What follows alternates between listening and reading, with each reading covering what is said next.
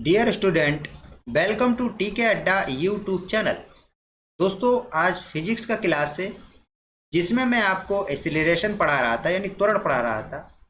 इससे पहले मैं आपको स्पीड, डिस्टेंस, चाल, दूरी और विस्थापन यानी डिस्प्लेसमेंट सारी चीज़ें आपको डिटेल में बता चुका हूँ। वहाँ आप उसको प्लेलिस्ट से देख सकते हैं। दोस्तों, ये क्लास स्पेशली फिजिक्स की जो आपके रेलवे ग्रुप डी या अदर कॉम्पिटेटिव एग्जाम जिसमें भी फिजिक्स का सिलेबस है उसके लिए बहुत ज़्यादा हेल्पफुल होने वाली है। तो पेन और नोटबुक लेके ही बैठिएगा और जो मैं बोलूँ उसको आप ज़रूर नोट करिएगा और एग्ज़ाम टाइम आप उसका ईजिली रिवाइज कर पाएंगे। तो मैं आपको एक्सीलरेशन पढ़ा रहा था, इसको व्यवहारिक तरीके से बता दिया था, आप समझ भी गए होंगे। तो इसका मैं थोड़ा सा आपको फिर से बता देता हूँ। बस पैसेंस रखना है आपको, कोई भी दिक्कत हो आप कमेंट बॉक्स में बताएंगे, ठीक है। तो एक्सीलरेशन मैंने आपको बताया था क्या होता है। Change in velocity, change in velocity यानी वेग परिवर्तन की दर, उसको डिटेल में बताया था, आप वहां से उसको देख सकते हैं। अपॉन टाइम, ठीक है। वेग परिवर्तन की दर को क्या कहते हैं? त्वरण कहते हैं, या कह सकते हैं कि rate of change of velocity is called acceleration, ठीक है। अब कोई चीज में परिवर्तन होता है तो वेग परिवर्तन क्या है? अंतिम वेग माइनस प्रारंभिक वेग अपॉन समय, यानी final velocity minus initial velocity upon T. ये मैं बता चुका हूँ आपको, बस रिवाइज करा रहा हूँ जो आपको याद हो जाए। तब इसकी उधर हम लोग मल्टीप्लाई कर दें, क्रॉस मल्टीप्लाई, तो ये हो जाएगा 80 equal to P minus U, ठीक है। यहाँ तक समझ गए होंगे। अब इसको अगर हम लोग सही से लिख देते हैं, ये हो जाएगा B equal to U plus 80, ठीक है। तो ये कुछ आपको जाना पहचाना लग रहा होगा कि v equal to U plus 80, ये गैलीलियो का समीकरण है और अक्सर रेलवे एग्जाम में ये पूछ लिया जाता है। गैलीलियो का समीकरण, ठीक है। गति का समीकरण नहीं है, लेकिन गति का समीकरण है, दिया गैलीलियो ना था, ये क्वेश्चन पूछ लिया जाता है। तो ये अगर इंटर क्लास होता तो इसको आपको प्रूव करके बताता, लेकिन यहाँ प्रूव करने की कोई ज़रूरत नहीं है, बस आपको ये याद होना चाहिए। तो ऐसे 3 समीकरण और है, वो मैं आपको लिख देता हूँ। और ये ए का मान जो है ये चेंज हो जाता है, जैसे ये पहला समीकरण हो गया और ये दूसरा हो गया, तो ये भी आपको हम लिख देते हैं। एस बराबर U T plus half A T square. देखो, कभी कभी ए टी और कभी कभी जी टी लिख देते हैं, वो अभी बताएंगे क्यों उसको लिख देते हैं, ठीक है। ये माइनस भी हो जाता है कभी कभी, सारी चीज़ें आपको डिटेल में बता देंगे। तीसरा समीकरण है, वो भी आपको याद होना चाहिए, इसको आप लिखेंगे तो याद हो जाएगा। B square equal to U square plus 2as। इससे आपको न्यूमेरिकल लगाने में बहुत आसानी होगी, क्योंकि इंटर में ये प्रूव किया जाता है, इसमें प्रूव करने की कोई ज़रूरत नहीं है। ये न्यूमेरिकल में वैल्यू दी होगी, उसमें अगर समय और एक्सीलरेशन भी दिया है, तब आप दूरी अगर निकाली जा रही है तो दूरी वाला फार्मूला लगाएंगे। अगर इसमें समय नहीं दिया है, दूरी पूछी जा रही है, इनिशियल और फाइनल वेलोसिटी आप खुद ही जान लेंगे, मैं बता चुका हूँ कब जीरो होती है, कौन सी कब जीरो होती है, तो वहाँ से आप उसको देख लेंगे। चौथा समीकरण ये होता है, टी सेकेंड में चली गई दूरी, यानी एस बराबर you plus half A by two T minus 1। ये होता है टी सेकेंड में चली गई दूरी, टी सेकेंड में चली गई दूरी होती है, ठीक है। तो आई होप इसको आप समझ गए होंगे। आप इसका स्क्रीनशॉट ले लीजिए। अब मैं आपको बता देता हूं, जो ए है वो जी कब लिखते हैं, यहां नीचे बता देते हैं। देखो, इसके लिए कलर चेंज कर लें। एग्जामिनर अगर आपसे ये इस तरीके से क्वेश्चन पूछे, जब वस्तु ऊपर की ओर जाए, इसको नोट कर लेना, जब वस्तु ऊपर जाए, जब वस्तु ऊपर जाए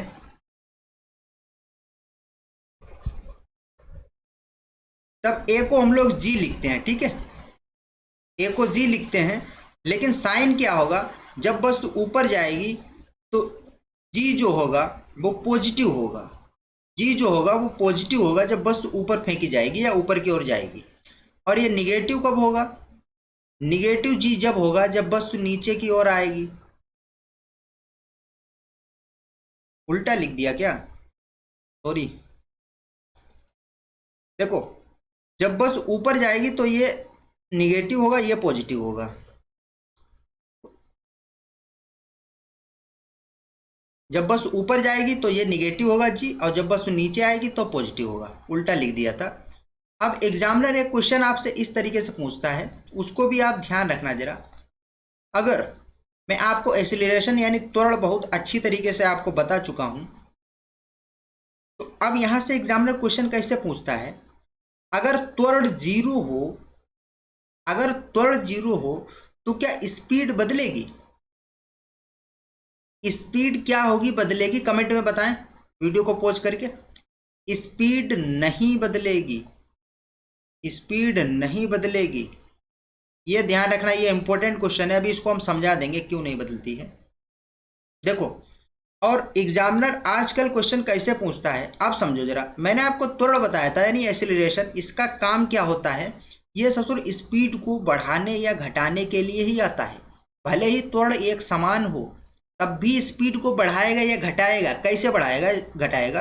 अगर त्वरण एक समान है, अगर त्वरण 5 है, अगर त्वरण 5 होता तो ये स्पीड को हर सेकेंड 5-5 बढ़ा देता।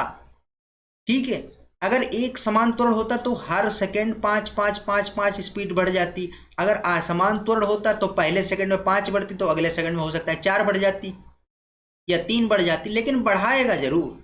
वेलोसिटी को ये डिस्टर्ब करने ही आता है, स्पीड को। ठीक है, अब अगर आपसे ये कहा जाए कि स्पीड तो यहां नहीं बदलेगी, अब एक क्वेश्चन ये पूछा जाता है,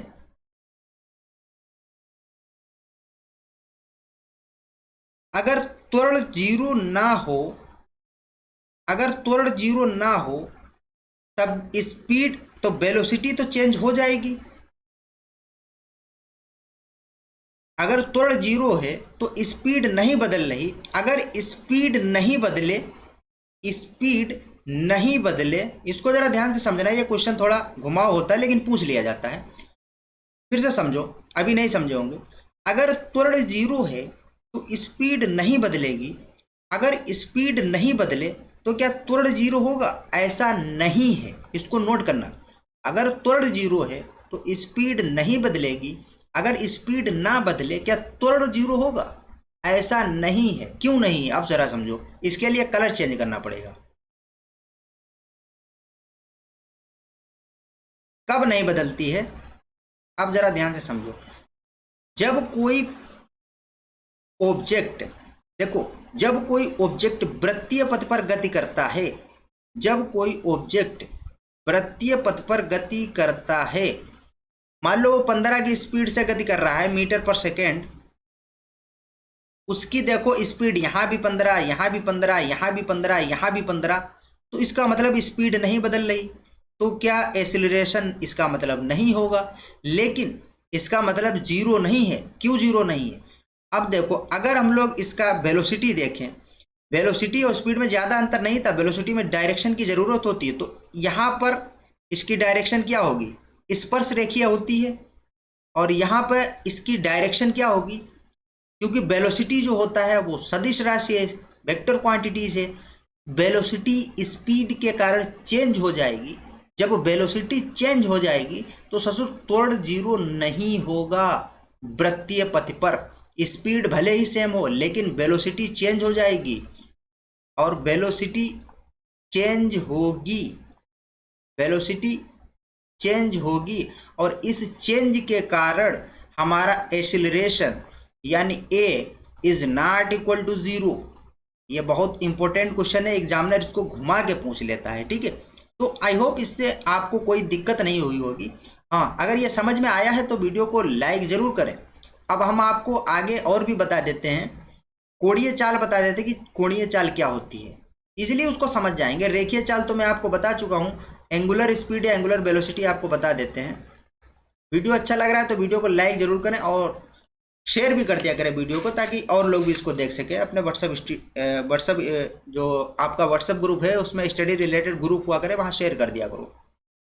अब मैं आपको जरा इसको बता देता हूँ कोणीय चाल क्या होती है। कोणीय चाल, एंगुलर वेलोसिटी, इसको ओमेगा से लिखते हैं। किससे लिखते हैं? ओमेगा से। एंगुलर वेलोसिटी,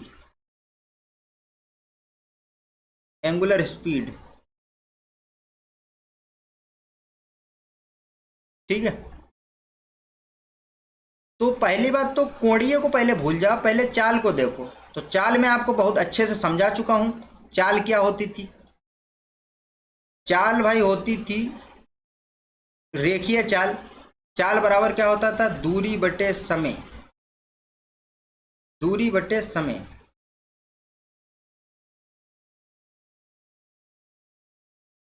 तो चाल में तो कोई दिक्कत नहीं होगी। चाल क्या होती है? तो एकांक समय में चली गई दूरी को चाल कहते हैं। लेकिन कोणीय चाल क्या होती है? तो कोणीय चाल, अब यहां हम लोग अगर लिख दें कोणीय चाल,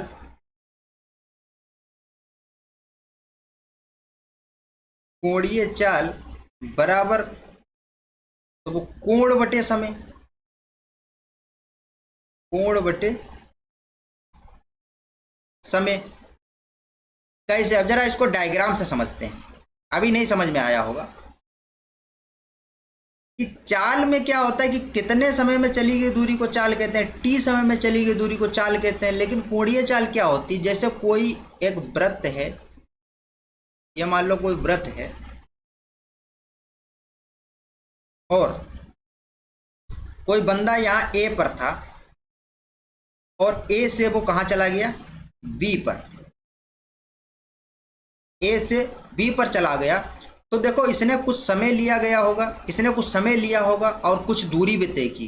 ए से बी में इसने कुछ दूरी तय की होगी। बताओ बताओ, दूरी इसने कुछ तय की। अब यहां से यहां आने में इसने कुछ दूरी तय कर ली। लेकिन अगर हम लोग इसको मिला दें तो ये एंगल क्या होगा? ये एंगल होगा थीटा। ये एंगल कितना होगा? थीटा।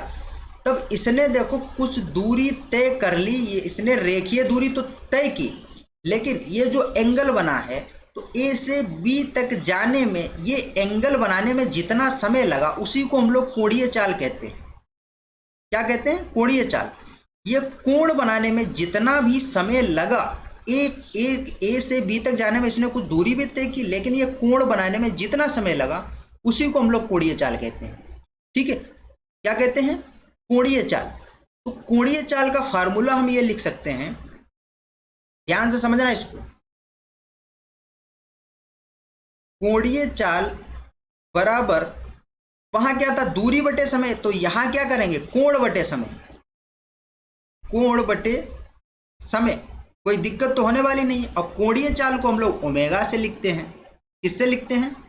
ओमेगा बराबर, यह फार्मूला याद रखना बहुत इंपॉर्टेंट है। ओमेगा बराबर कोण बटे समय, यानी थीटा बटे टी। अब जरा ध्यान से समझो, अगर ये ए से बी गया, अब ये ससुरा अगर पूरा घूम जाता, अगर ये पूरा चक्कर लगा के फिर ए पर आ जाता, तो ये कोण कितना होता? ये कोण पूरा कितना होता? अब यहां जरा लिखोगे, अगर पूरा घूम जाए, पूरा घूम जाता, तो कोण कितना होता?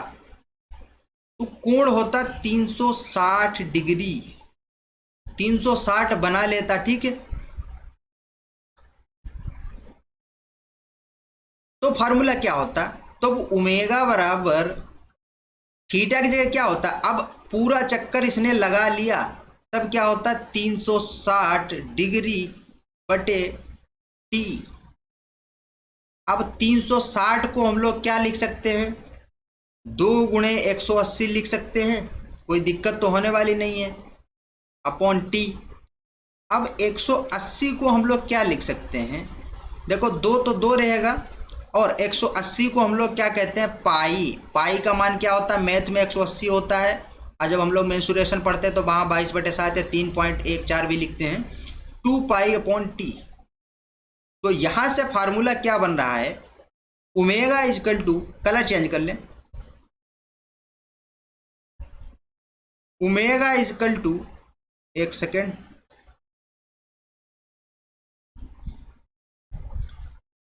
Omega equal to 2 pi upon T.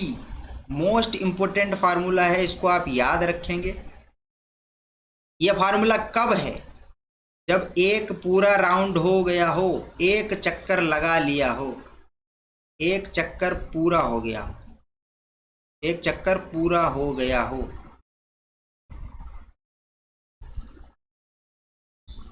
ठीक है, कोई दिक्कत तो इसमें होने वाली नहीं है। अब यहाँ से रेलवे में क्वेश्चन पूछा कैसे जाता है। अब एक कोणीय चाल आपको अगर निकालने के लिए कहा जाए तो एग्जामिनर आपसे कह सकता है कि ये जो सेकंड वाली सुई है, सेकंड वाली सुई का ओमेगा बताओ। क्या बताओ? ओमेगा मतलब कोणीय चाल बताओ। तब अगर ओमेगा बराबर 2 पाई अपॉन टी आपको पता है, ठीक है। अब ये सेकंड वाली सुई अपना पूरा चक्कर, ये तो पूरे राउंड के लिए, पूरा चक्कर कितनी देर में लगा लेती है? तो आप बताएंगे भाई टी जो है वो पूरा 60 सेकंड में पूरा घूम जाती है सेकंड वाली सुई। तो यहाँ आप तुरंत उसका मान रख दो, पाई बराबर 2 पाई अपॉन 60 लिख दो यहाँ। और इसका मान भी आप लिख सकते हैं, 2 से ये चला जाएगा कितने पे? 30 पे, तो पाई/30। ठीक है, ये आपका आंसर हो गया। तो कोई दिक्कत तो यहाँ होने वाली नहीं है। तो आप जो भी क्वेश्चन आपसे पूछा जाए आप उसको इजीली यहाँ से बता सकते हैं। ठीक है, और मिनट वाली सुई का भी आप बता सकते हैं, वो आप बताएंगे। मिनट वाली सुई का, मिनट वाली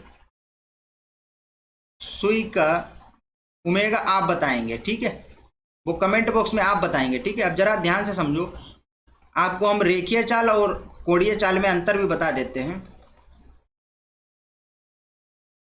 यहाँ अंतर बता देते हैं, ठीक है, तो बाकी आपको कल बताएंगे।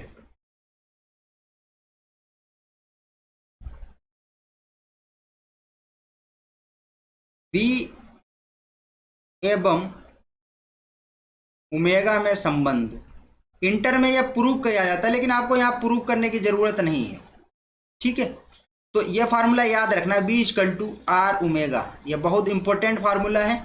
इसके आगे जो भी मैं फार्मूले बताएंगे बनेंगे वो सारे आपको डिटेल में बता दूंगा। तो आज के वीडियो में इतना ही रखते हैं, और उम्मीद करते हैं ये आपने अच्छे से समझा होगा। इसका स्क्रीनशॉट ले लो। वीडियो अच्छा लगा तो वीडियो को लाइक करें, और नए व्यूअर हैं तो चैनल को सब्सक्राइब भी करें। तो मिलते हैं अपने नेक्स्ट वीडियो में, जब तक के लिए बाय बाय, टेक केयर।